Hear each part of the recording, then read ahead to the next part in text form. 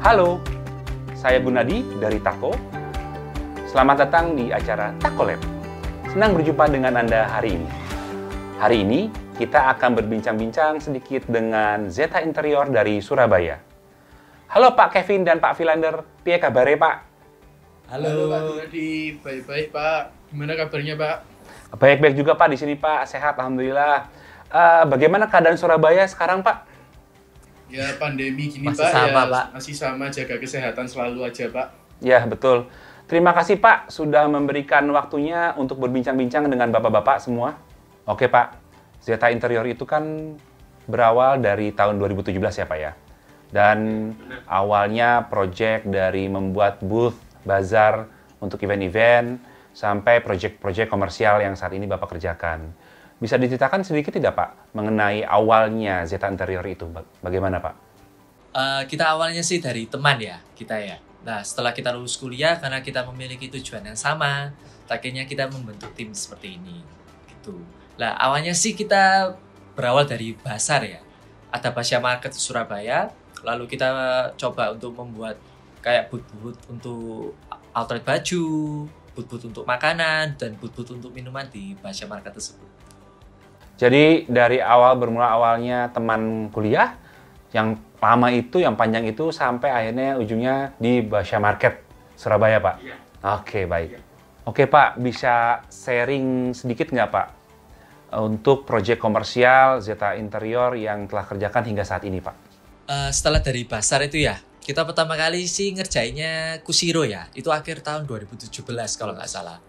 Nah, itu kayak restoran Jepang ya gitu ya. Ya restoran Nah, Jepang. itu pertama kali kita bikinnya di sana. Bahan-bahannya juga kita pakai kayak solid-solid seperti itu. Kita juga masih amatir lah sebenarnya.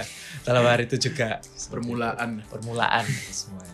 Permulaan proyek komersialnya Kushiro ya Pak ya, di Surabaya Pak?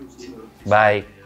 Ngomong-ngomong soal proyek, Zeta Interior ini kan sering sekali mendapatkan pekerjaan atau proyek-proyek untuk di bidang food and beverage. Biasanya tuh seperti minuman-minuman yang kekinian itu loh Pak. Ada nggak sih cerita menarik di balik proyek-proyek ini Pak? Ya, setelah dari proyek tadi kita yang awal Kushiro itu, setelah berjalannya waktu kita dipercaya untuk mengerjakan proyek-proyek lain di food and beverage. Contohnya Eatball itu ada di Citraland Surabaya, terus lalu kita pernah membuat juga untuk booth-nya Kopiso gitu-gitu. Tapi selain food and beverage itu, kita juga membuat project untuk rumah. Kita membuat kitchen set seperti itu. Nah, pada tahun 2019 akhir, kira-kira bulan Oktober itu, kita mendapat salah satu project untuk membuat booth Kokumi. Di Surabaya yang kita sudah selesaikan itu booth Kokumi ada 3. Di Ciputra World, Delta Plaza, dan Grand City.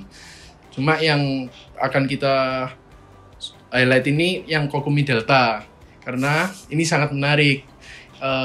Di Kokumi Delta ini punya luasan sekitar 170 meter persegi ya. Nah, tapi dengan luasan sebesar itu kita ditarget hanya dengan waktu 3 minggu. Jadi 1 minggu kita menyelesaikan desain-desain dan gambar-gambar semua.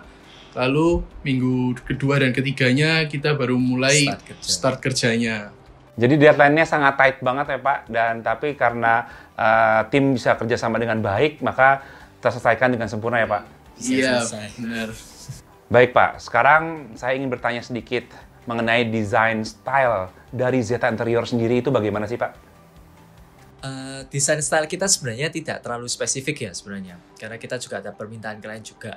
Tapi kalau dari kita sendiri, kita sih lebih sukanya ke kontemporer, ke Skandinavian, seperti itu. Yang warnanya sekitar putih coklat, abu-abu, seperti gitu. Sekarang saya ingin membicarakan mengenai klien-klien Bapak di Surabaya. Klien-klien Bapak itu biasanya seringnya tuh meminta desain-desain seperti apa sih Pak untuk produk-produknya mereka atau tempat-tempatnya mereka Pak? Kalau untuk komersial area sih masih tetap sama, mintanya yang spot untuk yang Instagramable, supaya nanti waktu opening itu promosi mereka itu sangat amat bagus dan menarik pengunjung lebih, seperti itu. Nah, tapi kalau residensial kebanyakan sih sekarang permintaannya walk-in closet, lalu kitchen set, karena itu kan harus di custom ya. Dan penataannya kan nggak bisa asal juga, seperti itu. Jadi kesimpulannya tuh di industri komersial itu pasti Instagramable itu suatu kewajiban ya Pak ya? Sangat Iya, pasti. buat menarik pengunjung. Thank you so much for being with us Pak Kevin dan Pak Philander. Menarik sekali perbincangan kita. Banyak sekali informasi-informasi yang kita dapatkan langsung hari ini dari profesional. Bagi kalian semua yang ingin melihat update dan project dari Zeta Interior, bisa follow di mana Pak? Bisa follow kita di Instagram @zeta_interior_design. @Zeta Interior Design. Dan juga jangan lupa memfollow Instagram Tako di @tako.id untuk melihat episode Tako Lab seri-seri selanjutnya. Terima kasih sudah bergabung dengan kami di acara Tako Lab kali ini. Saya Gunadi. Saya Philander. Saya Kevin dari Zeta Interior. Sampai jumpa.